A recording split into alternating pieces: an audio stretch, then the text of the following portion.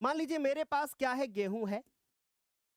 ठीक, मेरे पास गेहूं है, मैंने गेहूं को क्या कर दिया, बिक्री कर दिया।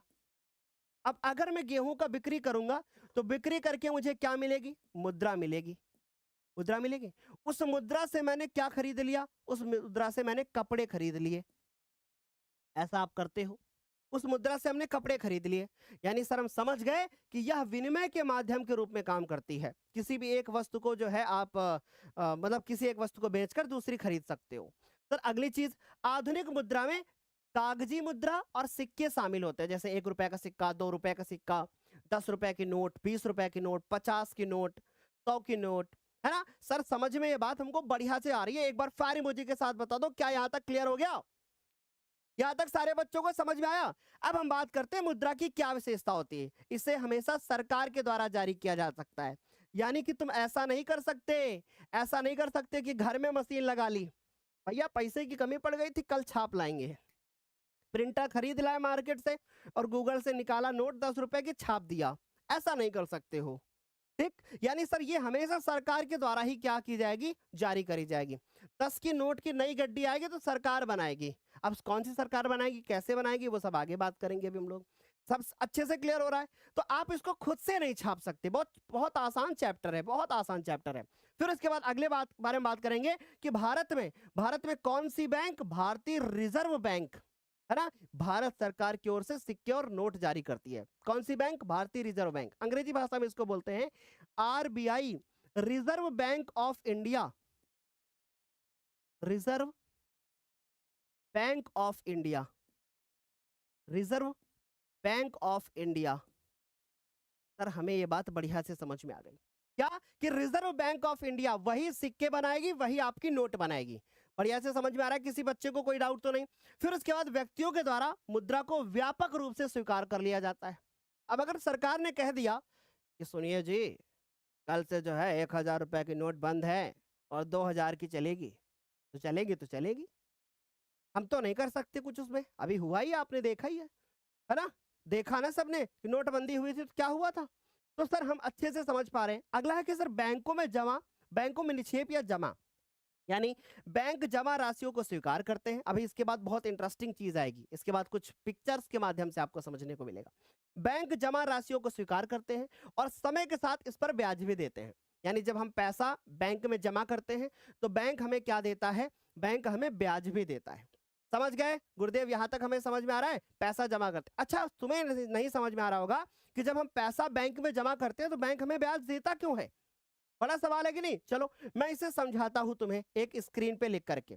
ठीक, ये एक स्क्रीन पे लिख करके मैं समझाता हूं। जैसे मान लीजिए बैंक है, ठीक, अब ये बैंक क्या करेगी, ये बैंक आपको मान लीजिए क्या दे रही है, ब्याज दे रही है।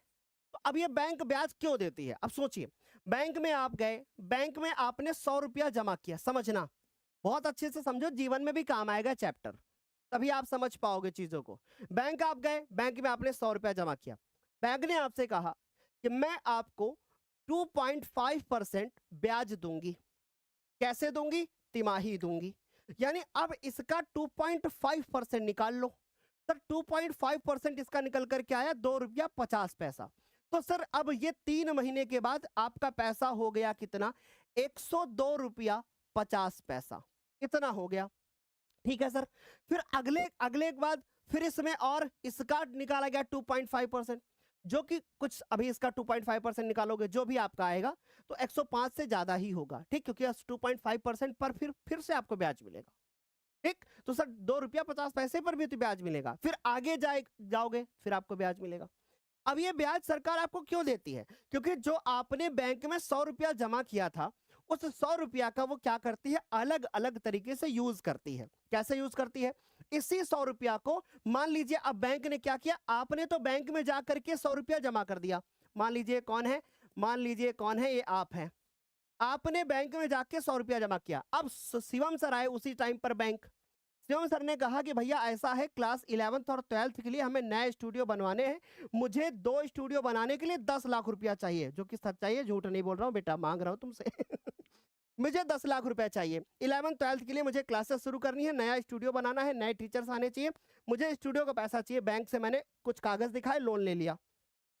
बैंक ने मुझे लोन दिया कितना, 10 लाख रुपए। तुम जमा करके कितना आए थे, 100।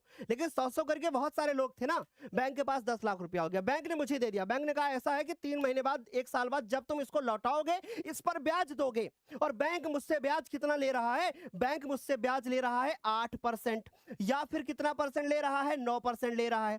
अब मेरी बात सर समझ गए कि सर ये बैंक में 100 रुपया जमा करके आया था, बैंक ने इसको 2.5% दिया, लेकिन मुझसे 8.5% या 9% ले रहा है। इसके बीच का जो डिफरेंस है, 6-7% का जो फायदा आ रहा है, यही बैंक की कमाई होती है। और आपको लग रहा होगा बैंक 6-7 रुपया या 6-7 हजार नहीं, करोड़ों में कमाती है। कैसे, समझ गए ना तुम बैंक में जमा करके आए, बैंक ने तुम्हें थोड़ा पैसा दिया, लेकिन जो वो पैसा कोई दूसरा ले गया था ना, उस पे उसने ज्यादा पैसा ले लिया। गुरुदेव ये बात हमें तगड़े से समझ में आ गई है। वापस चलते हैं तो सर हम समझ गए, बैंक जमा राशियों को स्वीकार करता है और उस पे ब्याज देता है। अच्छा, बैंक में जमा धन को व्यक्ति अपनी आवश्यकता के अनुसार निकाल सकता है, जब चाहो निकाल लो। अच्छा एक बात बताओ, क्या ऐसा हो सकता है, क्या ऐसा हो सकता है कि बैंक में जितना पैसा जमा है, पूरा भारत देश एक ही दिन बैंक पहुंच जाए और बोले मेरा जितना पैसा है दे दो? नहीं हो सकता, पॉसिबल ही नहीं है। इसीलिए बैंक अपने पास कितना प्रतिशत पैसा रखती है वो अभी हम आगे डिस्कस करने वाले हैं, जो कि है 15%। और ये मैंने क्या बोला है उससे पहले ये समझ लो कि जब वस्तु विनिमय प्रणाली समाप्त हुई, उसको समाप्त होने के लिए मुद्रा का आविष्कार हुआ, तो कैसे कैसे सिक्के Spotlight shine bright all on me. Got the internet talking like who is she? Whole world watching, they about to see that I can manifest anything, just count to 3. नहीं, यानी पहले सिक्के न कह करके क्या बोला जाता था, आहत बोला जाता था। ध्यान से देखो, आहत, प्रारंभिक आहत सिक्के इस तरीके के होते थे, इस तरीके के होते थे सिक्के। जो अभी आप गोल गोल देखते हो ना, पहले ऐसे सिक्के होते थे। ये 2500 वर्ष पुराने सिक्के हैं। कुछ तुम्हें समझ में आ रहा है? कितने?